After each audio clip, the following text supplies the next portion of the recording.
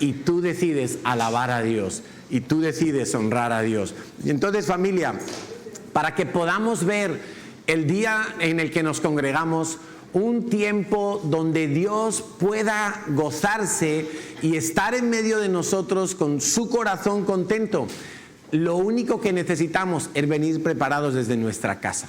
Uno no puede venir a la iglesia a prepararse. Uno tiene que venir de su casa preparado. Y no hablo de orar 5 minutos. Hablo de que durante la semana yo tengo que mantener el altar de Dios encendido. Yo tengo que mantener la lámpara de Dios en mi vida con aceite y con llama. Y que no nos ocurra como aquellas 5 vírgenes que fueron imprudentes. Escucha bien, fueron imprudentes. No hicieron lo que tenían que hacer. Imprudente es ir a 200 por hora por una autopista. Imprudente es cruzar un semáforo en rojo. Imprudente es dejar que mi lámpara pierda su aceite y no reponerlo todos los días en la presencia de Dios. Y cuando vino el novio, cuando vino el esposo, ellas estaban sin su provisión y quedaron fuera de las bodas. Que no nos ocurra esto a nosotros porque sería algo dramático. Entonces, aprendamos la lección y cuidemos nuestra vida espiritual todos los días en nuestra casa, para que cuando vengamos el domingo a la iglesia no seamos como un camión diésel. Estamos ahí media hora para alcanzar los 30 kilómetros por hora, sino que podamos ser un Ferrari y de una entras en la presencia de Dios y disfrutas de alabar al Señor. Y vuelvo a repetir, no es para tú sentirte bien, es para honrar y alegrar el corazón de Dios. Amén.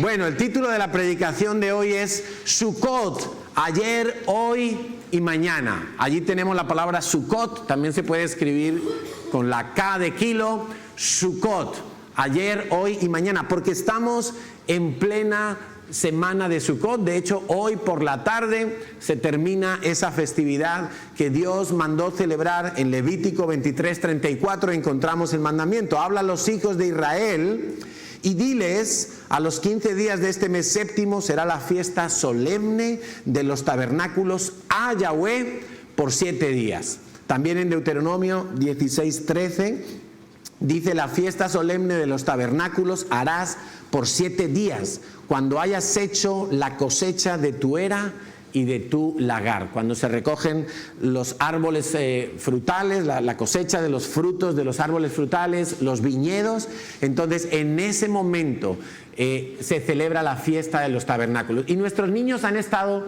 trabajando durante la semana. Tenemos aquí unas fotos de los tabernáculos que ellos han diseñado y han hecho maquetas en su casa. Desde la semana pasada se les dieron las instrucciones, las pautas. Mira qué tabernáculos, qué manualidades tan trabajadas, qué bonitos. ¡Wow! Madre mía, ese parece el portal de Belén. Ahí estamos. Mira, genial. Tabernáculos, al fin y al cabo. No sé si hay alguno más. ¿Están todos? Están todos ahí. Bueno. Entonces, felicidades a nuestros niños porque han trabajado muy bien. Uno pequeñito me decía esta mañana, dice: ay, Carlos, me olvidé el tabernáculo en mi casa. Digo, bueno, luego mandas una foto. Y había trabajado y se le había olvidado en su casa. Tabernáculos es entonces una de las fiestas del otoño que da fin al ciclo de las fiestas del otoño. Empezamos hablando de Yom Teruah, la fiesta de las trompetas, donde se abre un periodo de arrepentimiento. Terminamos hablando también de Yom Kippur, donde termina ese periodo de arrepentimiento. Y apenas unos pocos días después de Yom Kippur viene la fiesta de los tabernáculos. Hoy no voy a hablar del calendario bíblico, ya lo hemos hablado las semanas pasadas. El mes séptimo en la Biblia es justamente en el que nos encontramos en el 2019, coincide ahora con el mes de octubre. Y Dios dijo: 7 días se celebrará la fiesta de los tabernáculos. Y en esos 7 días todo el pueblo de Israel tenía una instrucción y era vivir en tabernáculos. Pues ahí tenemos una maqueta un poquito más grande tabernáculos a tipo de choza, de cabaña, de tienda de campaña, algo muy provisional, algo que tenía que ser, tenía que tener unos ciertos agujeros o zonas del techo donde se pudieran ver las estrellas y supiéramos que, y supieran ellos que eso era algo temporal y que no iba a ser definitivo. Yo he planteado la predicación de hoy desde 3 puntos de vista. Uno, el histórico, otro, el presente para nosotros y otro, el profético, el futuro. Desde el punto de vista histórico, pues todos sabemos que cuando Israel salió de Egipto, sabemos que Israel fue a parar a Egipto porque José fue vendido por sus hermanos, ¿verdad? Nos retrotraemos un poquito en la historia, Génesis, y fue vendido por sus hermanos y José llegó finalmente a Egipto y allí, después de una serie de acontecimientos, llega a ser la mano derecha del faraón. Y allí se establece José, tienen descendencia. Y cuando viene la época de hambre, su familia que había quedado en Israel, en la tierra de Canaán, vienen a buscar comida a Egipto porque José magistralmente había administrado las cosechas del faraón y tenía acumulado una gran reserva de alimentos para la época de hambre que estaba viviendo toda la tierra. Y entonces los 70 que vienen de la familia de José se establecen con él en Egipto y empiezan a prosperar.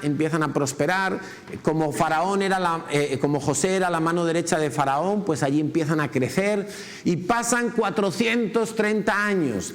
Pero en esos 430 años la historia se da la vuelta y lo que era todo abundancia, prosperidad, bienestar, comodidad, resulta que viene otro faraón que se olvidó de la historia del pasado y empezó a esclavizar a los hijos de Israel. Y así pasaron varias generaciones, 430 años, cada vez la esclavitud era más severa, más oprimente y más dura, hasta el punto que Dios tiene que idear el plan de rescate, símbolo de lo que es nuestro plan de rescate por medio de Jesucristo. De allí salen de Israel y Dios les dice: vais a ir al desierto a adorarme y yo os voy a introducir en la tierra prometida, una tierra que fluye y mana leche y miel, símbolos pues de riqueza, de prosperidad, símbolos de algo bueno de parte de Dios. ¿Y cuál es la sorpresa? Que cuando el pueblo de Israel sale al desierto pues ahí el desierto de lo que hoy se conoce como el desierto del Sinaí y el desierto de Beersheba en Israel, pues ellos empiezan a quejarse. Ellos empiezan, sobre todo los adultos, los de 20 años para arriba, adultos que estamos aquí, qué difícil es discipular a los adultos, qué difícil es enderezar al viejo, al tronco viejo, ¿verdad? Cuando un árbol no se le corrige desde pequeñito y se le pone la palabra de Dios como una guía sobre la cual crecer recto, empezamos a crecer torcidos y cuando recibimos a Cristo ya adultos, mayores, ¿cómo nos cuesta enderezar eso? A Dios le cuesta trabajar con los adultos porque no queremos cambiar. Y eso le ocurría al pueblo de Israel. Dios se enojó tanto con ellos que Dios dijo: está bien, no voy a luchar más, no voy se me agotó la paciencia. De 20 años para arriba, todos van a morir en el desierto, excepto Josué y Caleb. ¿Os acordáis? Porque ellos tuvieron una buena actitud frente a la adversidad. Ellos prefirieron mirar a Dios en vez de mirar los gigantes, en vez de mirar el desierto, en vez de mirar que todos los días había maná, en vez de mirar las circunstancias temporales, que eso es lo que significa Sukkot, algo temporal. El pueblo se empezó a quejar, se empezó a molestar con Dios. Y qué terrible, no solo se molestaron con Dios, se molestaron con sus líderes, con Moisés, con Aarón. ¿Quiénes sois vosotros, Moisés y Aarón? ¿Acaso no podemos ir nosotros a la presencia de Dios para que Dios nos hable también? ¿Quién os ha puesto allí? ¿Vosotros por qué nos tenéis que mandar?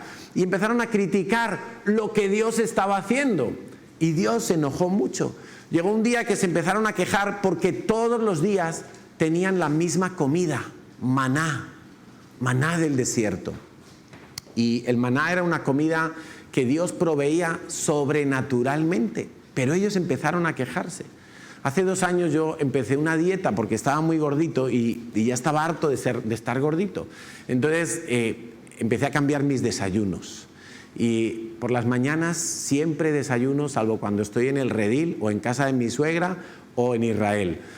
Siempre desayuno un pan es como un pan alemán, que es como muy amargo, muy asquerosito. Hay que tostarlo mucho para que esté solamente medio malo.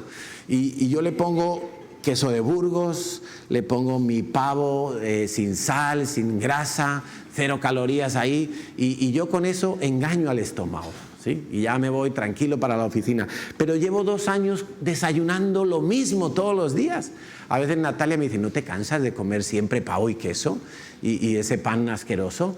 Digo, pues yo le doy gracias a Dios porque así me mantengo más o menos. Anoche en la reunión de matrimonio ya me sobrepasé un poco y me comí tortilla y chocolate y de todo.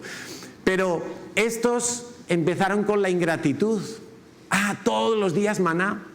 Y se olvidaron, fíjate qué terrible, se olvidaron de la cantidad de milagros que Dios había hecho mientras estaban esclavos para Dios sacarlos, como dice la Biblia, con mano poderosa, derrotar a Faraón, humillar a Faraón.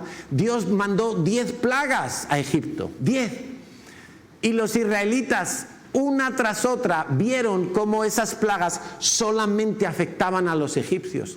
Y los israelitas quedaban intactos de piojos, de ranas, de la sangre del río, de langostas, de todo, la muerte de los primogénitos, el granizo, todo.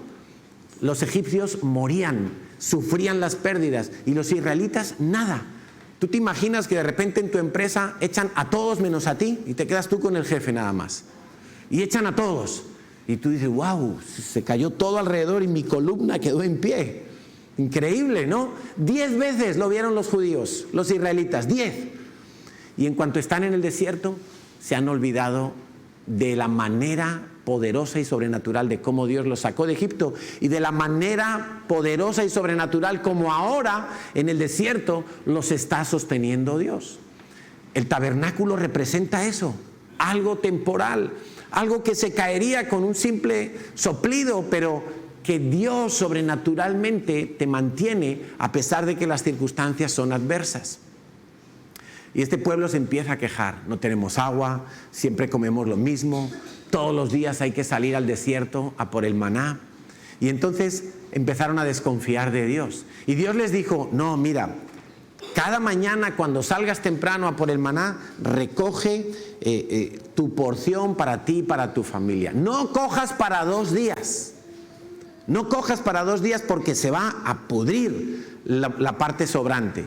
Y ellos decían, no.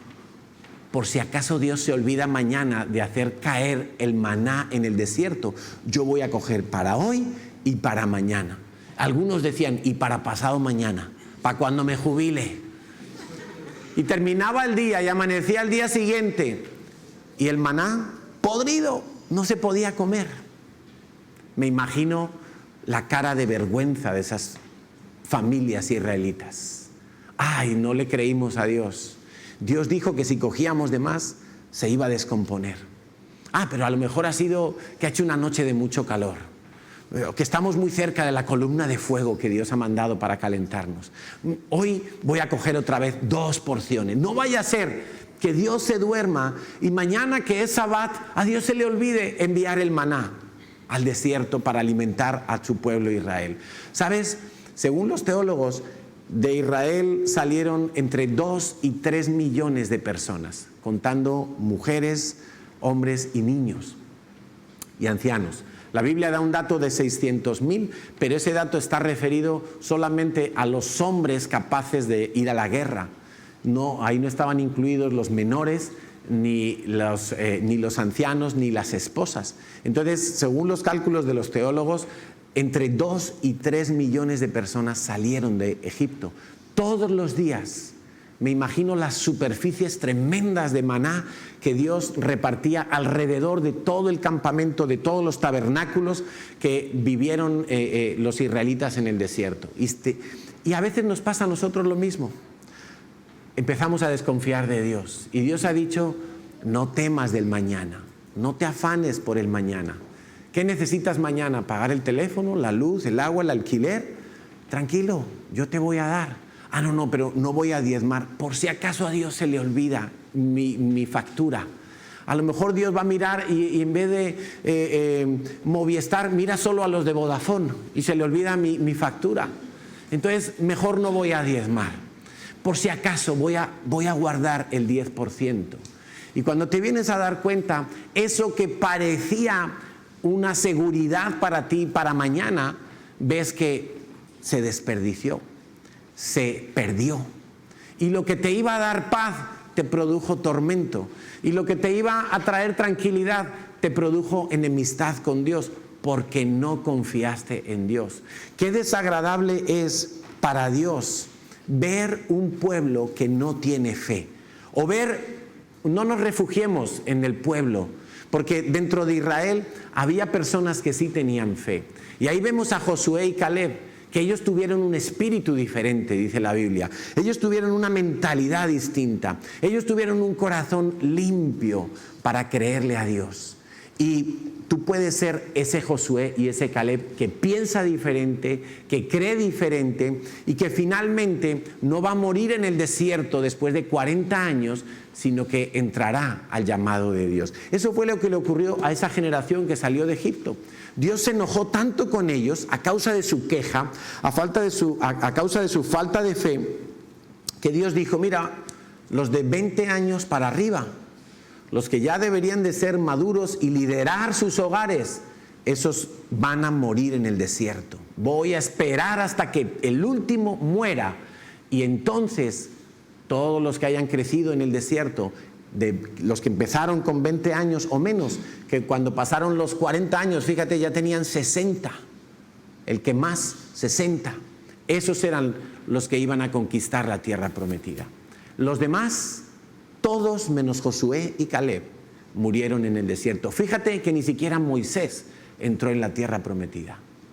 Moisés se le permitió, a modo de concesión, como cuando Pablo habla en las cartas del Nuevo Testamento, a modo de concesión, se le permitió ver desde el monte Nebo la tierra prometida, pero no la pudo conquistar, no la pudo disfrutar, no pudo vivir en ella. Qué tristeza, ¿verdad? Pasar toda una vida cristiana sentado en la silla de una iglesia y no poder entrar a los propósitos de Dios. La Biblia lo llama también el reposo de Dios. Ahora lo vamos a leer.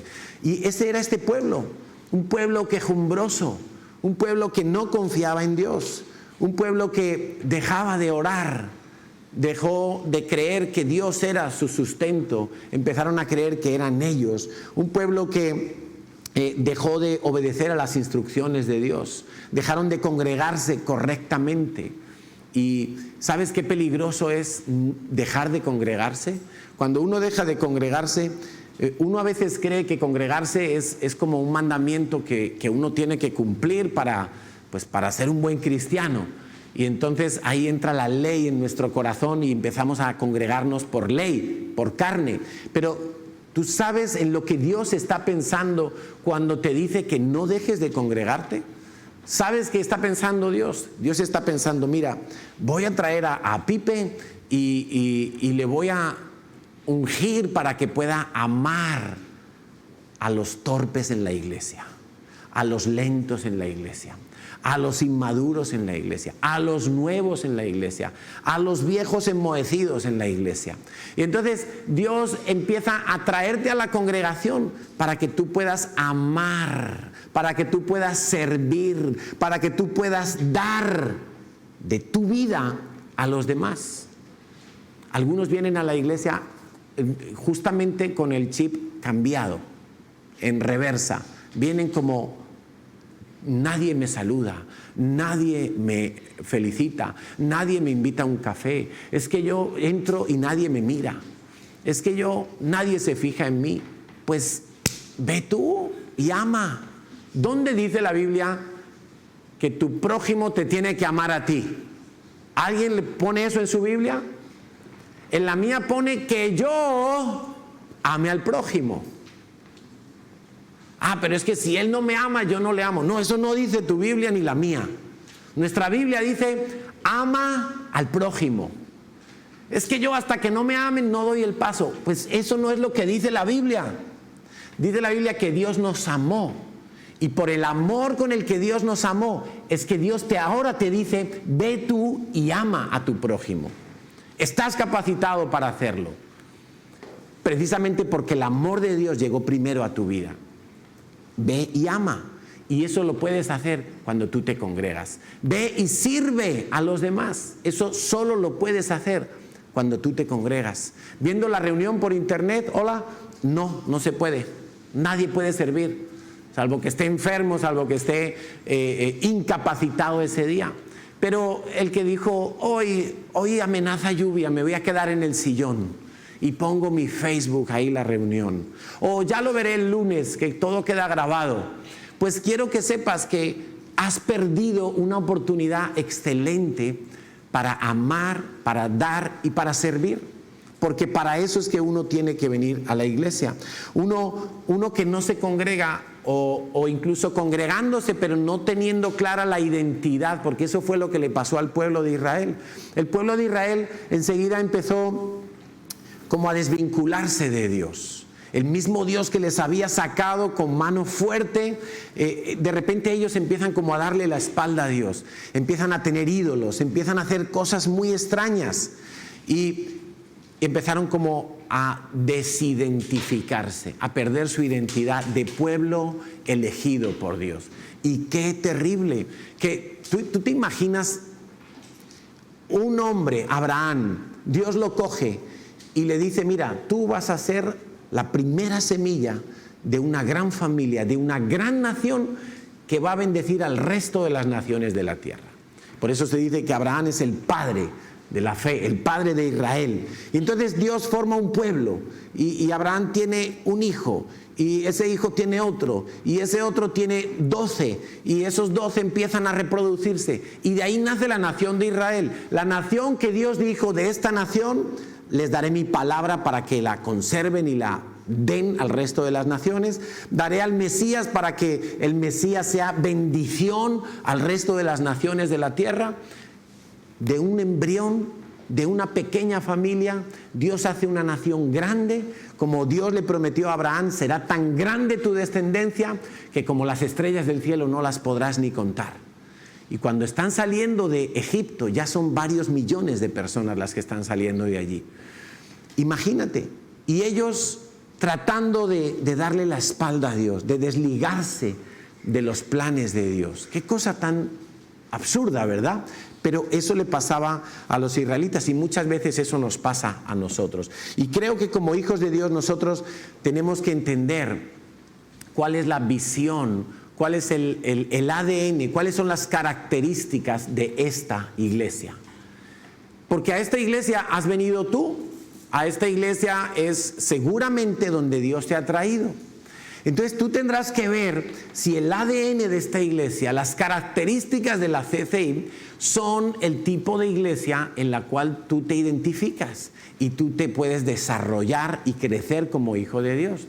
Tú has de saber que para nosotros es importante la sanidad integral de nuestras vidas, el formarnos un carácter. ¿Tú sabes cuántas familias, cuántas empresas, cuántos ministerios, células, iglesias caen, gobiernos caen porque esos líderes que estaban al frente quizá tenían todas las cualidades para hacer su trabajo, pero les faltó carácter, les faltó firmeza y solidez interior, les faltó determinación para llegar a cumplir sus propósitos.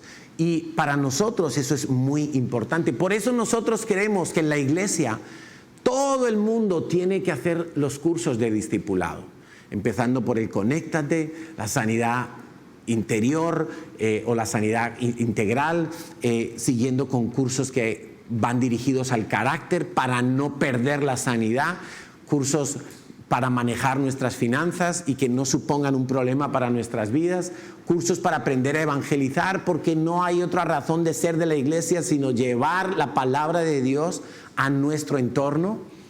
Y Esos son parte de las características de esta iglesia. El sistema celular, nosotros amamos los campamentos, creemos que es una forma en la que Dios bendice la iglesia, amamos los campamentos que hacemos en el redil. Hay campamentos de 2 semanas. ¿Dónde has visto tú que hagan campamentos de 2 semanas? ¿Sabes por qué no hay campamentos de 2 semanas? Porque costarían 500 euros o 800 euros en cualquier lugar. Nosotros los podemos hacer de 2 semanas porque tenemos nuestras propias instalaciones y porque creemos que es más eficaz para trabajar en el corazón de una persona, alargar, en vez de un campamento de 3, 4 días, 1 semana a lo sumo, hacer un campamento de 2 semanas completas. Es parte de lo que Dios nos ha dado. Nosotros amamos a Israel y amamos darle al pobre. Y por eso vamos con la ONG y hacemos nuestra labor social. Y si tú dices, uy, pero es que a mí lo de las células no me gusta, es que eso yo no me siento cómodo, pues a lo mejor este no es tu lugar. Es que yo lo de los cursos, es que entonces a lo mejor este no es tu lugar. Tú tienes que ver, y para poder plantarte en esta iglesia y no ser uno que se tira 40 años en el desierto, sobreviviendo con la misericordia de Dios, en lugar de entrar a la tierra prometida, a la tierra de la abundancia, la tierra de la leche y la miel, entonces tú vas a tener que plantarte completamente en la iglesia. Y es la única manera, es conociendo nuestra identidad, conociendo la historia de la iglesia, conociendo la historia de nuestros pastores, conociendo por qué hacemos lo que hacemos. ¿Has pensado en eso alguna vez?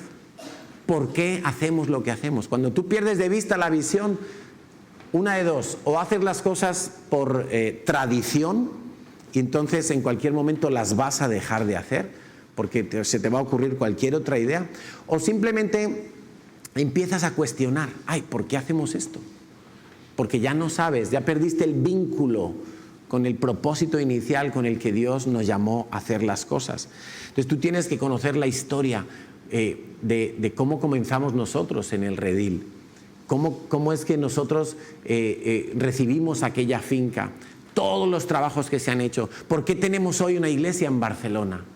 Pues porque hace más de 20 años una familia fue enviada por Quique y Emma aquí a esta ciudad, a atender a 2 familias que había aquí. Y se empezó la iglesia en el saloncito de una casa pequeña, allí enlatados, ¿sí? 4, 8 personas. Y veníamos de Madrid y éramos más los que veníamos que los que había aquí congregándose para apoyar el ministerio. Pero tú tienes que saber todas esas cosas. Tú tienes que saber por qué nosotros estamos yendo a Israel todos los años. ¡Ay, todos los años a Israel! Pues sí, Señor, porque nosotros creemos en las promesas de Dios. Y necesitas conocer el por qué hacemos las cosas. Necesitas conocer el ADN de esta iglesia para poder amarla y plantarte en ella. Hebreos 3, versículos 7 al 13 dice lo siguiente: por eso el Espíritu Santo dice, cuando oigan su voz, no endurezcan el corazón como lo hicieron los israelitas cuando se rebelaron aquel día, me pusieron a prueba en el desierto. Está hablando Dios. Allí sus antepasados hebreos me tentaron y me pusieron a prueba mi paciencia, a pesar de haber visto milagros durante 40 años. Fíjate bien, no solo fueron milagros la manera en cómo Dios sacó a Israel de Egipto, fue milagroso, a pesar de ser rebeldes, fue milagroso cómo Dios los sostuvo en medio del desierto. Quiero recordarte que todos los días había una gigantesca nube que cubría del sol abrasador del desierto a esos millones de personas.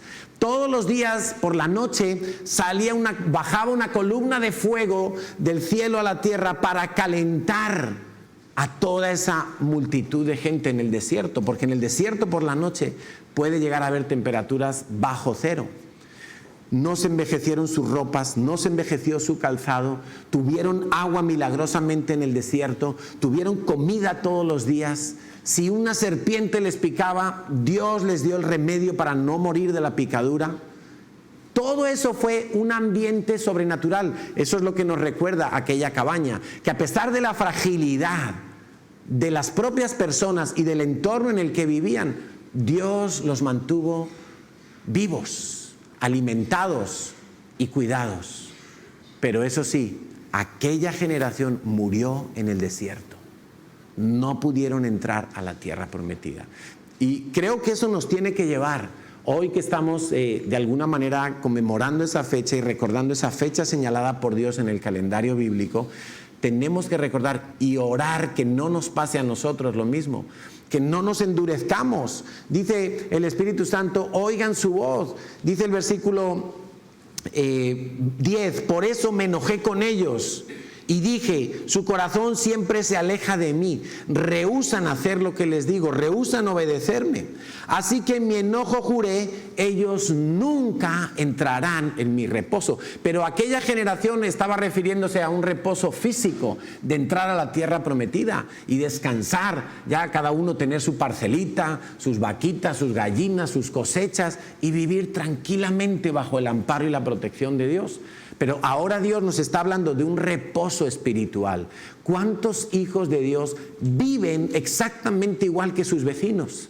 Angustiados, oprimidos, enfermos, irritados, irascibles, pensando y preocupados en el día de mañana, porque no pueden entrar al reposo de Dios por una sola razón: porque no tienen fe.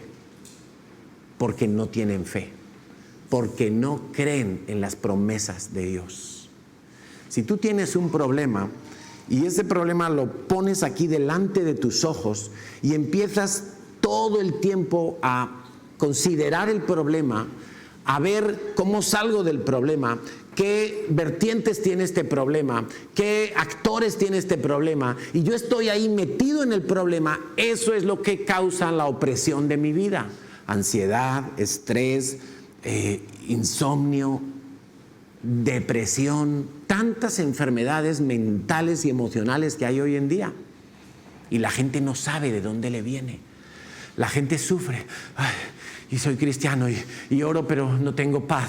Y leo la Biblia pero no oigo a Dios por ninguna parte. Y me angustio y todo es un problema y todo es una aflicción. Y yo no encuentro la paz, no entro en el reposo de Dios. Porque estamos con el problema aquí delante, cuando Dios lo que dice es: mira, aparca el problema en un lado y pon tu mirada en Dios. Empieza a meditar en la palabra de Dios. ¿Cuánto tiempo has pasado los últimos 7 días leyendo la palabra de Dios? Respóndete a ti mismo, no me respondas a mí.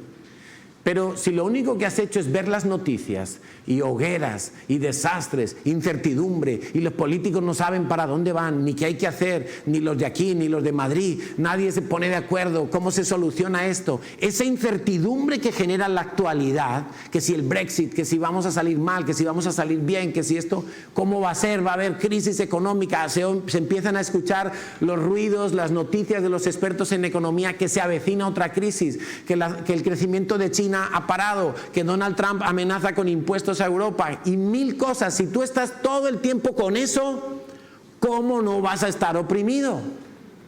Ahora, si además de ver un ratito las noticias, porque sí hay que estar informado, tú vienes a la palabra de Dios y coges la palabra de Dios y te la pones aquí, delante de los ojos, y empiezas a considerar, empiezas a meditar, empiezas a ver los actores de la palabra de Dios, tu fe se va a empezar a oxigenar, a vivir.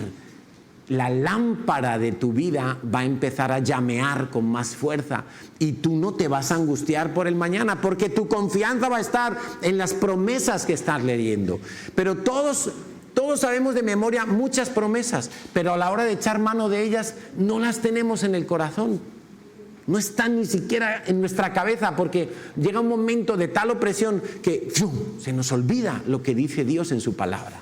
Perdemos de vista las promesas y las garantías que Dios nos ha dado.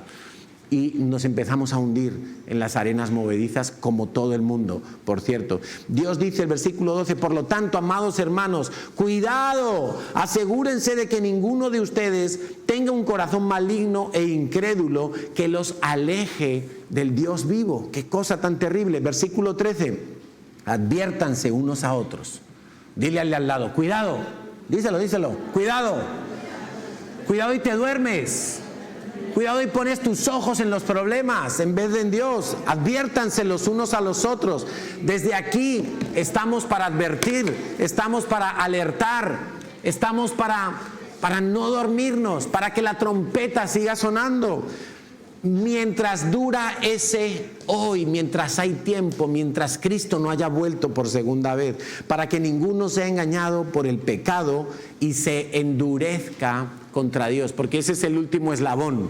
El cristiano que se va hundiendo en sus problemas, su fe se va apagando, llega un día que se vuelve contra Dios y empieza a decir: Dios, tú no me has funcionado, Dios, tú no me oyes, Dios, no confío en ti.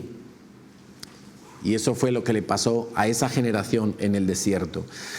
En el aspecto histórico, quiero recordar también un evento que ocurrió en la fiesta de los tabernáculos, y es que Salomón inauguró el templo de Jerusalén cuando terminó de construirse.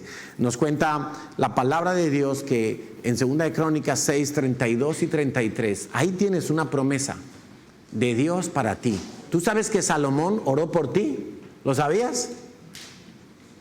Salomón, cuando estaba dedicándole el templo a Dios, entre otras muchas cosas, él hizo una oración por Israel, pero hizo una oración también por los extranjeros.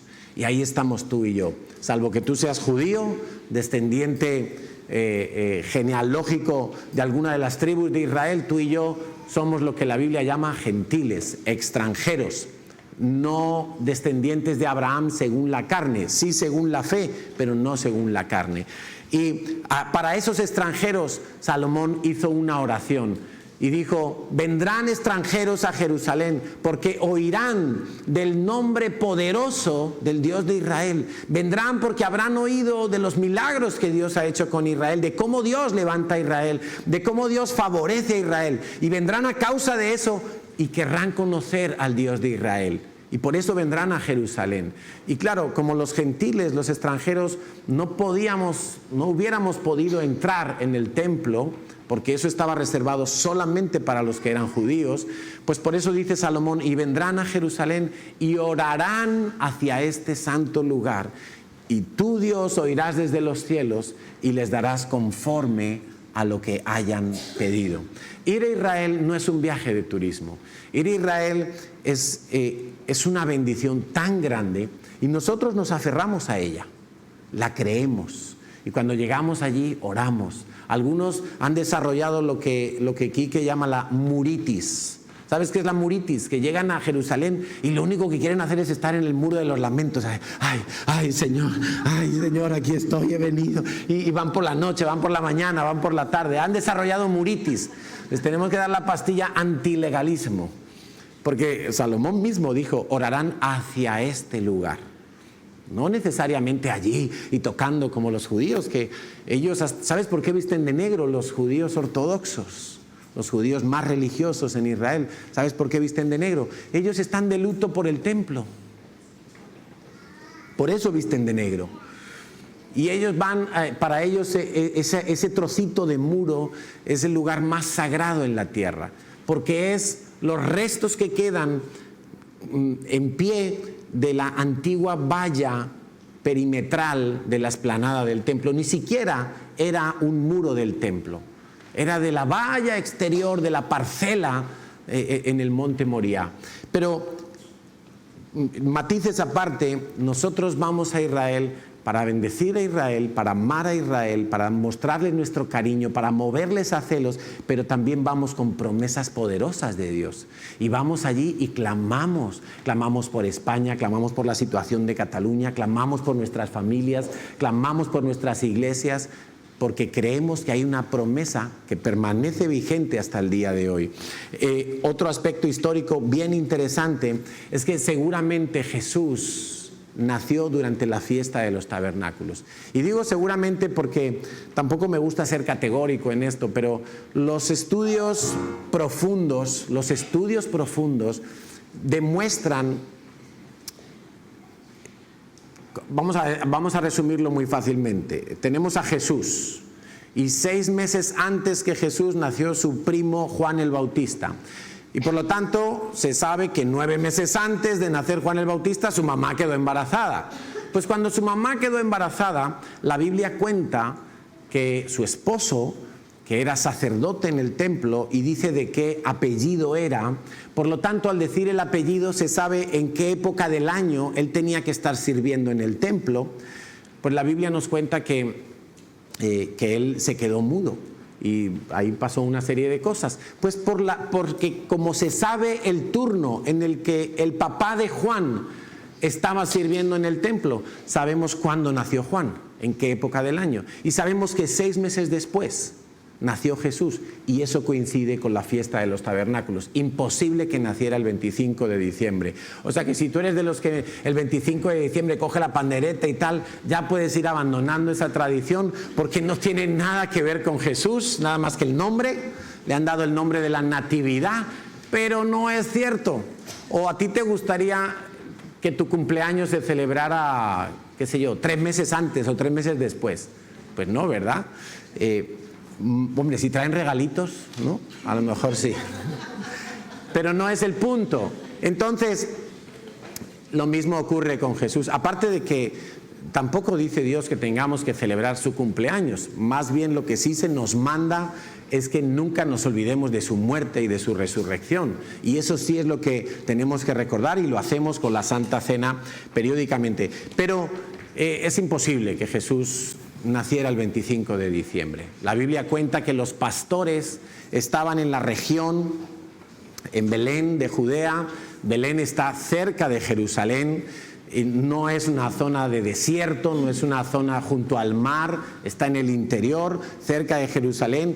Y dice la Biblia que los pastores estaban con sus rebaños por la noche y que dormían al raso. Dormir al raso es como si salimos ahí al parque y nos tumbamos en el césped. Eso es dormir al raso. Como mucho echarse una mantita por encima. No es dormir dentro de una casa, hostal o refugio. Y es imposible que en diciembre, con el frío que hace en Belén, los pastores estuvieran durmiendo al raso. No es la época para hacer eso con los rebaños. Matices aparte. ¿Qué entendemos nosotros para hoy, para el presente en nuestras vidas? Pues yo quiero leer 2 Corintios 4, 16 al 18, y quiero que lo leas conmigo. Y si tienes tu Biblia a mano, quiero pedirte que subrayes algunas palabras importantes que Pablo recuerda aquí a la iglesia. Dice: es por esto que nunca nos damos por vencidos, aunque nuestro cuerpo está muriéndose, nuestro cuerpo físico va menguando, va muriéndose, nuestro espíritu, nuestro hombre interior, va renovándose cada día. Pues nuestras dificultades son, ¿cómo? ¿Lo tenemos en la pantalla? No lo tenemos. Más adelante. Pues nuestras dificultades actuales son pequeñas. Son pequeñas. No, pastor, pero usted no conoce lo que yo estoy viviendo. Yo estoy en unos problemas XXL. Pero Dios dice, tus dificultades actuales, no lo digo yo, lo dice la palabra de Dios. Yo solo soy un altavoz, un mensajero. No te enfades conmigo. Dios dice, tus problemas son pequeños. No, pastor, son muy grandes mis problemas. No conozco otra persona que tenga los problemas que yo tengo. Dios sí conoce, y Dios dice, son pequeños. Y no dice solamente que son pequeños, dice, van a durar poco tiempo.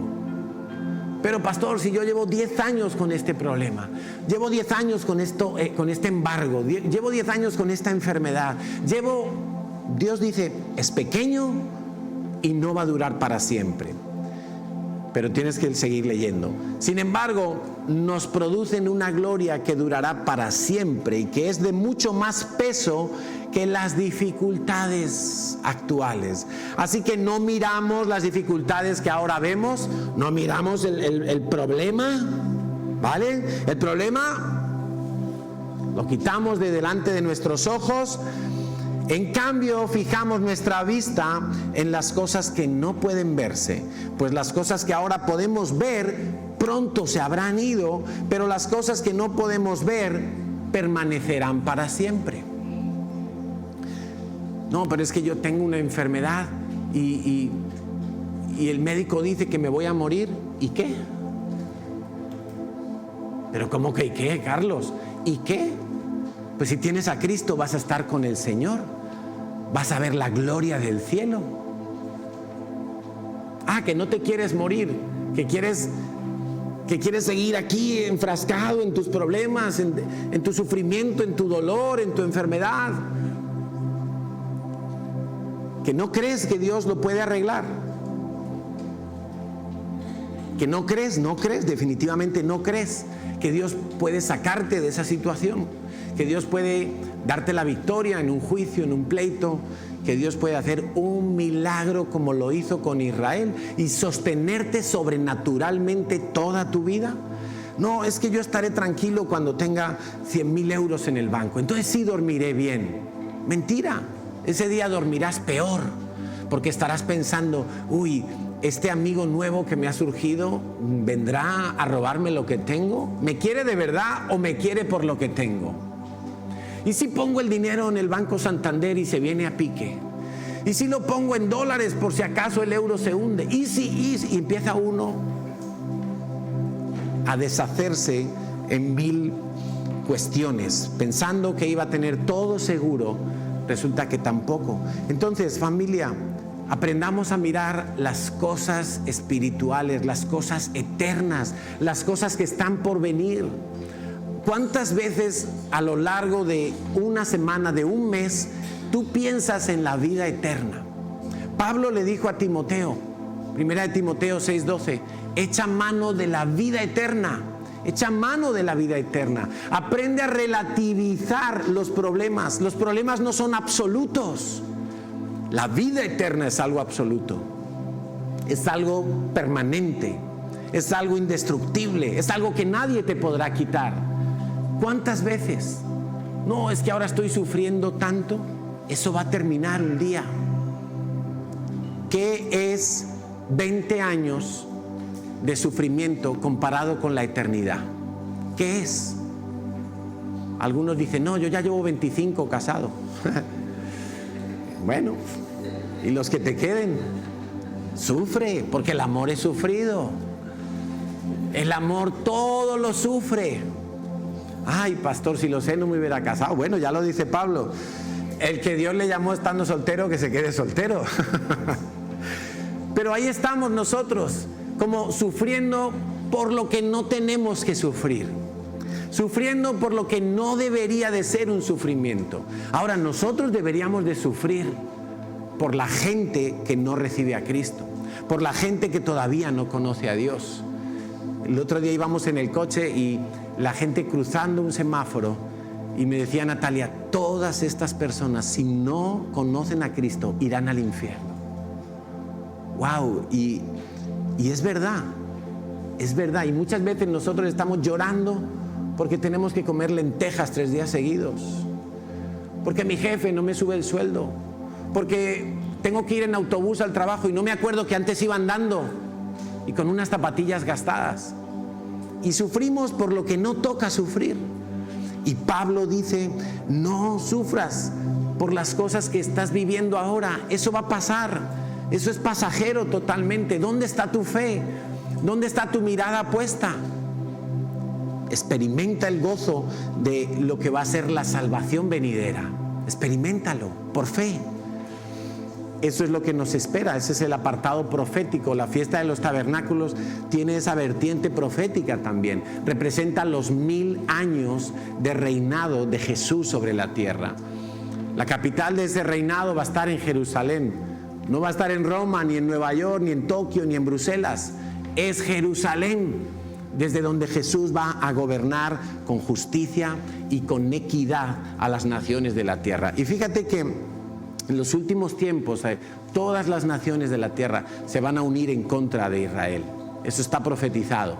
Y Dios sobrenaturalmente librará a Israel.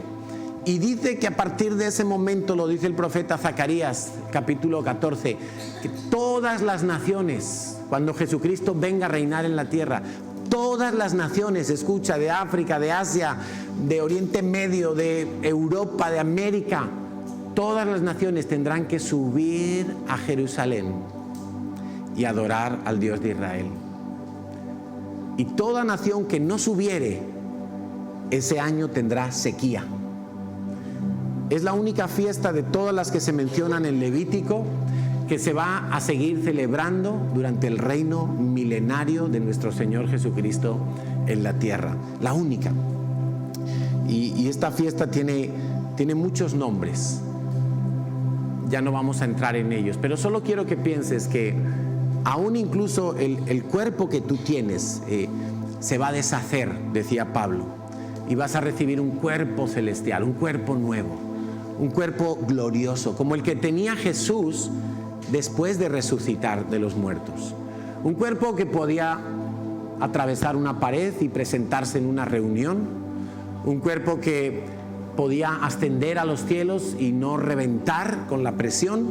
Un cuerpo celestial, aparentemente similar al que tenemos, brazos, ojos, piernas, pero de una materia distinta, de una naturaleza distinta.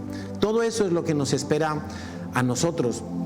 Así es que, ¿qué tal si oramos y le pedimos a Dios que no nos ocurra como aquel pueblo de Israel que empezó a endurecerse, empezó a quejarse contra Dios, empezó a desligarse de la identidad que Dios le estaba dando a ese pueblo?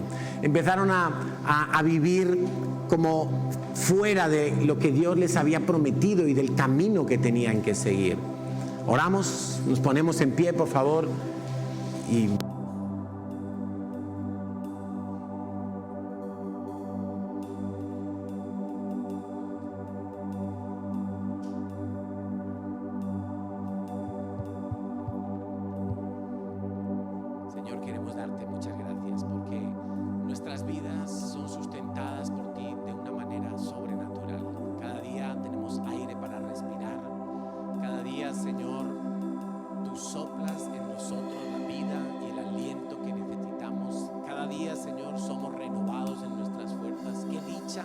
los que tenemos a Cristo en nuestro corazón, los que hemos sido bendecidos con la presencia de tu Espíritu Santo, Señor. Qué dicha tan maravillosa, tan grande, saber que tu amor permanece fiel para con nosotros. Saber, Señor, que todos los días vamos a tener nuestras necesidades cubiertas. Tú vistes a las flores del campo, tú das de comer a los pajaritos, Señor, y has prometido que a tus hijos no les faltará nada. Y queremos poner nuestros ojos en esas promesas. Queremos apartar nuestros ojos del problema actual, de la crisis actual, de la desesperanza actual, Señor. No queremos hundirnos en tormentas políticas, en ideales vanos, Señor. No queremos invertir nuestras vidas en cosas tan pasajeras como esas. Por eso ponemos nuestra mirada en las cosas celestiales, Señor. Y sabemos que ahora mismo, Jesús, tú estás sentado a la diestra del Padre. Yo te pido, Señor, que tú traigas visiones celestiales para tus hijos. Y tú estás allí, Jesús, intercediendo por nosotros. Y tú estás allí esperando hasta que las copas del incienso de nuestras oraciones se llenen, Señor. Y tú estás esperando hasta que recibas la orden del Padre.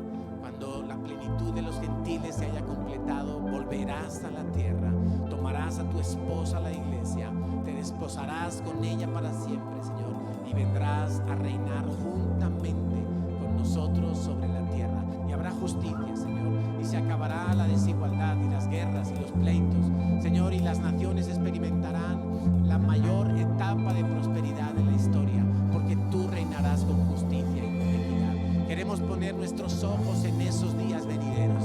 Queremos poner nuestra mirada en la esperanza bienaventurada para nuestras vidas.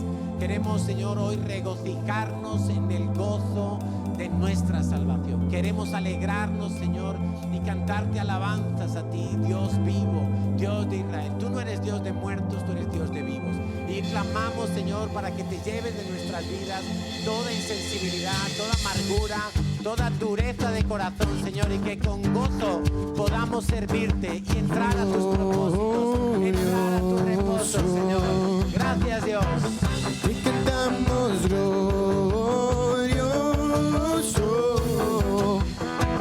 lo gritamos, Cristo te alabaré. Vamos, alábale. Tu nombre exaltaré, glorioso,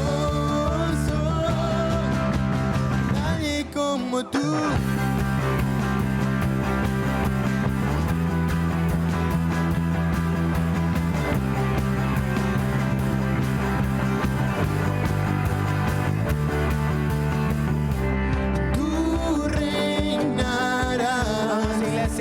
por siempre y siempre. Vamos a declararlo. Tú vivirás. Tu amor será por siempre y siempre. No cambiarás. Gritaré, gritaré porque bueno es. Cantaré, cantaré, bueno es el Señor. Declararé, nadie como tú.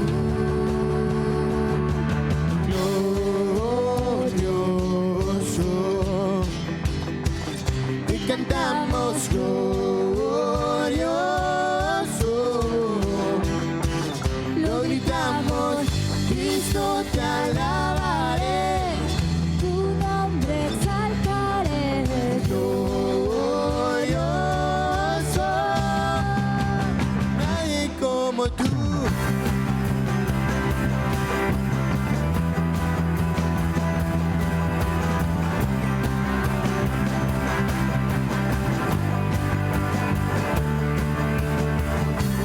Tú reinarás por siempre y siempre. Tú vivirás. Tu amor será por siempre y siempre. No cambiarás. Y nosotros. Gritaré, gritaré porque bueno es. Cantaré, cantaré, bueno es el Señor. Declararé, nadie como tú.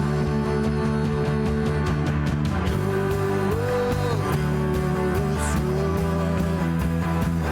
Y cantamos glorioso. Lo gritamos, Cristo te alabaré. Tu nombre exaltaré. Glorioso. Nadie como tú. Vamos a darle gracias a Dios. Dale gracias a Dios por la vida que tienes, por la salvación que Él te ha dado, por el perdón de tus pecados. Dale gracias a Dios por cada día que tú puedes alabarle, que tú puedes venir a su presencia. Por la iglesia, dale gracias a Nadie Dios. como tú. Reconoce su bondad, reconoce su benignidad, su paciencia. Luz brillará, todos verán, no hay nadie como tú. Gracias por el prójimo, Señor. Gracias por tu Espíritu Santo. Brillará, todos verán, no hay nadie como tú. Nadie como tú.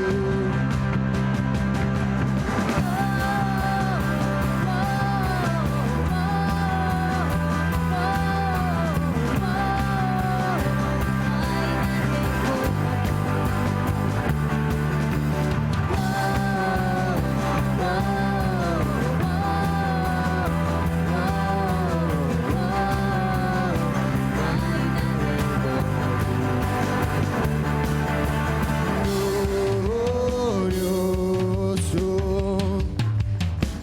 Te cantamos glorioso.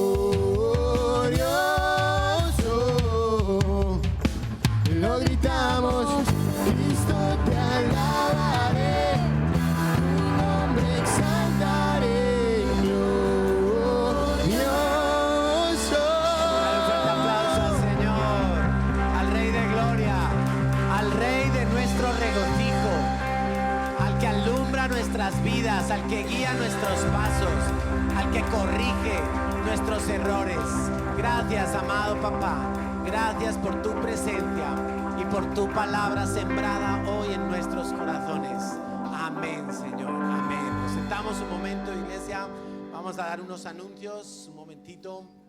Y queremos saber también si hay alguien que nos visite hoy por primera vez. ¿Hay alguna persona que viene hoy por primera vez a la iglesia? ¿No? Hola, no hay nadie. Bueno, tenemos varios anuncios.